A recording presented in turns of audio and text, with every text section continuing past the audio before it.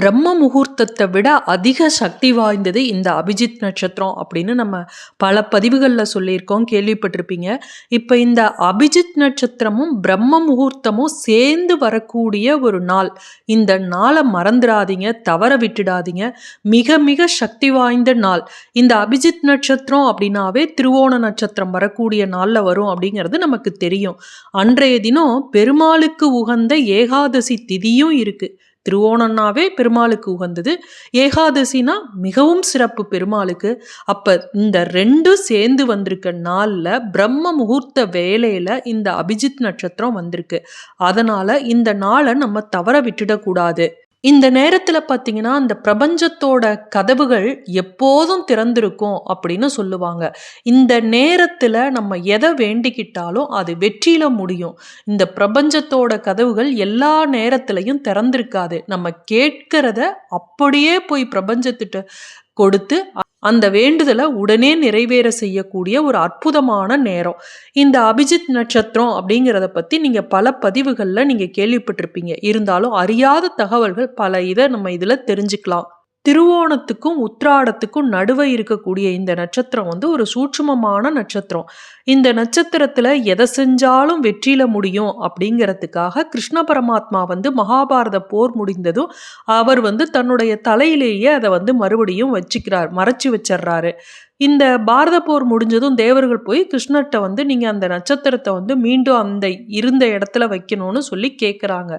கலியுகத்துல மனிதர்கள் பெரும் தவறுகள் செய்திருவாங்க. இந்த நட்சத்திரத்தின்படி எதை செஞ்சாலும் வெற்றியில முடியுங்கிறதுனால அவங்க தவறான காரியத்துக்கு இதை பயன்படுத்திக்குவாங்கன்னு அவர் மறைச்சு வச்சுட்டார் அப்படின்னு ஜோதிடத்துல சொல்லப்பட்டுள்ளது. அதனால அவர் என்ன பண்ணாரு, கிருஷ்ண பரமாத்மா மாசத்துல ஒரு முறை தனக்கு உரிய திருவோணம் நட்சத்திரம் வரக்கூடிய நாள்ல சில நிமிடங்கள் மட்டும் தெரியுமாறு அந்த நட்சத்திரத்தை வைக்கிறாரு. அதனால மாசத்துல ஒரு முறையோ அல்லது 2 முறையோ தான் இந்த நட்சத்திரம் வரும். இந்த நட்சத்திரத்துல பிறந்தவங்க அவ்வளவு அதிர்ஷ்டசாலிகளாக இருப்பார்கள். சில பேர் ரொம்ப கன்ஃபியூஸ் ஆயிடுறாங்க. அபிஜித் முகூர்த்தத்தையும் அபிஜித் நட்சத்திரத்தையும் போட்டு குழப்பம் பண்ணிக்கிறாங்க. இந்த அபிஜித் முகூர்த்தம் அப்படிங்கிறது ஏற்கனவே சொல்லியிருக்கோம். அது தினமுமே வரும். 11:45 இருந்து 12:15 வரையும் இருக்கக்கூடிய நேரம். அபிஜித் நட்சத்திரங்கிறது மாசம் ஒரு முறை அல்லது 2 முறை வரக்கூடிய நேரம். இந்த அபிஜித் முகூர்த்தத்துல நம்ம செஞ்சாலும் அது வெற்றியில முடியும் அப்படின்னு புராணங்கள்ல சொல்லப்பட்டாலும் அதற்கு சில டைம் நம்ம ராவுகாலம், ஏமகண்டம் இதெல்லாம் பார்க்கணும். ஆனா இந்த அபிஜித் நட்சத்திரத்துக்கு பார்த்தீங்கன்னா ராவுகாலம், யமகண்டம் எதையுமே பார்க்க வேணாம். இந்த நேரத்துல செய்யக்கூடிய எந்த ஒரு காரியமாக இருந்தாலும் வெற்றியில முடியும். தோஷமே இல்லாத ஒரு நட்சத்திரம் அப்படின்னா இந்த அபிஜித் நட்சத்திரம். அதனால தான் இதுக்கு கரிநாள், அஷ்டமி, நவமி, பிரதம, செவ்வாய்க்கிழமை, சனிக்கிழமைன்னு எந்த தடங்களும் இல்லை.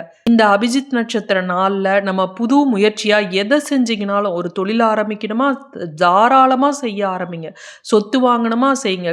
கையெழுத்து போடணுமா, ஏதாவது வீடு நிலம் இதில் உங்களுக்கு நல்ல நாள் பார்க்கணும்னு நினச்சிங்கன்னா இந்த அபிஜித் நட்சத்திரத்தில் போடுங்க. வீடு குடி போகிறதுக்கு, பதவி ஏற்பு, இப்படி எது வேணும்னாலும் இந்த அபிஜித் நட்சத்திர காலத்தை பயன்படுத்திக்கிறது ரொம்ப வெற்றியை தரும். ஜித் அப்படின்னாவே வெற்றி அப்படின்னு சொல்லுவாங்க. அபிஜித் அப்படின்னா சிறப்பான வெற்றி, மிகப்பெரிய வெற்றி அப்படின்னு சொல்லுவாங்க. இந்த அபிஜித் நட்சத்திரத்தை ஸ்ரீ கிருஷ்ணர் சூடிக்கொண்டு முதல்ல காட்சி அளித்த திருத்தலம் அப்படின்னா திருக்கண்ணபுரம். அங்கே போய் வழிபட்டோம் அப்படின்னா நம்ம கேட்டது அனைத்தும் நடக்கும். அங்கே போக முடியல அப்படின்னா வீட்டிலையே நம்ம எளிமையாக இந்த அபிஜித் நட்சத்திரத்தில் செய்யக்கூடிய பரிகாரங்கள் நிறைய இருக்குது. இந்த அபிஜித் நட்சத்திர மந்திரத்தை சொல்ல முடியலனாலும் நீங்கள் கவலையே படாதீங்க. எனக்கு சான்ஸ்கிரிட்லாம் வராது, சொல்ல தெரிலனாலும் ஒன்றும் தவறே இல்லை. இந்த பதிவை பார்த்துட்டு நீங்கள் இதன்படி நீங்கள் சாமியை கும்பிடுங்க, நிச்சயம் நீங்கள் கேட்டது நடக்கும். இந்த திருக்கண்ணபுரத்தில் பார்த்தீங்கன்னா இந்த அபிஜித் நட்சத்திரத்தை சேர்ந்த ஸ்ரீ விபீஷண ஆழ்வாருக்கு பெருமாள் நடையழகு காட்டி சேவிக்கும் சம்பவம் இன்னமும் நடந்து வருகிறது. முடிந்தவர்கள் நீங்க போய் பார்க்கலாம். இதை பார்த்தோம் அப்படின்னா வாழ்க்கையில வெற்றிகளும் மங்கள நிகழ்வுகளும் கைகூடும் அப்படிங்கிறது ஐதீகம். இந்த அபிஜித் நட்சத்திரம் அப்படிங்கிறது அதிர்ஷ்டத்தை அள்ளி தரக்கூடிய ஒரு நட்சத்திரம், ஒரு சுப நட்சத்திரமாக கருதப்படுகிறது. இது நம்ம எப்பவும் இருக்கக்கூடிய 27 நட்சத்திரங்கள்ல இது சேர்க்கப்படாது. 28வது நட்சத்திரமாக இருக்கு. இந்த நட்சத்திரம் எப்படி இருக்கும் வானத்துல அப்படின்னு பார்த்தீங்கன்னா, ஒரு வெற்றி கொடி மாதிரி இருக்கும். அது வெற்றி கொடி மாதிரி இருக்கிறதுனாலயோ என்னமோ நமக்கு வெற்றியை அள்ளித் தருகிறது. ஜோதிட சாஸ்திரத்துல இன்னும் வேறு விதமாகவும் இந்த நட்சத்திரத்தோட வடிவம் சொல்லப்பட்டிருக்கும். 4 தெருக்கள் சந்திக்கக்கூடிய ஒரு நாற்சந்தி அப்படின்னு சொல்லுவாங்கல்ல, அது மாதிரி இருக்கும். இந்த அபிஜித் நட்சத்திரத்தை ஆளும் கிரகம் அப்படின்னு பார்த்தீங்கன்னா சூரியன். சூரியனுக்குரிய கிழமை எது? ஞாயிற்றுக்கிழமை. இந்த ஞாயிற்றுக்கிழமையில இந்த அபிஜித் நட்சத்திரம் வந்திருக்கு. அது மட்டும் இல்ல, இந்த அபிஜித் நட்சத்திரத்தோட அதிதேவதை யாருன்னு பார்த்தீங்கன்னா பிரம்மாவும் விஷ்ணுவும். பிரம்மாவுக்குரிய நேரம் எதுனா பிரம்ம முகூர்த்த நேரம். இன்றைய தினம் பெருமாளுக்கு உகந்த திதியாக சொல்லக்கூடிய ஏகாதசி திதியும் இருக்கு.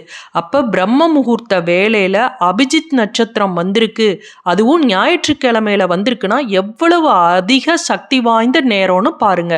மார்ச் 15ஆம் தேதி பார்த்தீங்கன்னா ஞாயிற்றுக்கிழமையில இந்த அபிஜித் நட்சத்திரம் வரக்கூடிய நேரம் எப்போ அப்படின்னு பார்த்தீங்கன்னா விடியற்காலம் 3:47 இருந்து 4:11 வரையும் இருக்கக்கூடிய நேரம் தான் அபிஜித் நட்சத்திர நேரம். இதுக்காக நீங்கள் ரொம்ப கஷ்டப்பட்டு பூஜை பரிகாரம் அப்படின்னு எல்லாம் செய்யணும்னு அவசியம் இல்லை. இது பிரம்ம முகூர்த்த வேலையில் வருது, அந்த நேரத்தில் நான் எந்திரிச்சு என்னால் குளிக்க முடியல, பூஜை செய்ய முடியல அப்படின்னெல்லாம் கவலைப்படாதீங்க. நீங்கள் குளிக்கணும்னு அவசியமே இல்லை. ஆனால் மாதவிடாய் தீட்டு இல்லை வேற ஏதாவது தீட்டு இருக்குது அப்படின்னா குளிச்சுட்டு தான் நீங்கள் செய்யணும். மற்றபடி நீங்கள் கை கால் கழுவிட்டு முகம் கழுவிக்கிட்டு பல் துளக்கிட்டு இந்த வழிபாடை நீங்கள் செஞ்சீங்கன்னா போதும். ரொம்ப எளிமையான வழிபாடு, எந்தவித பரிகாரமும் இல்லை, அதாவது செலவு பண்ண வேண்டிய அவசியம் இல்லை.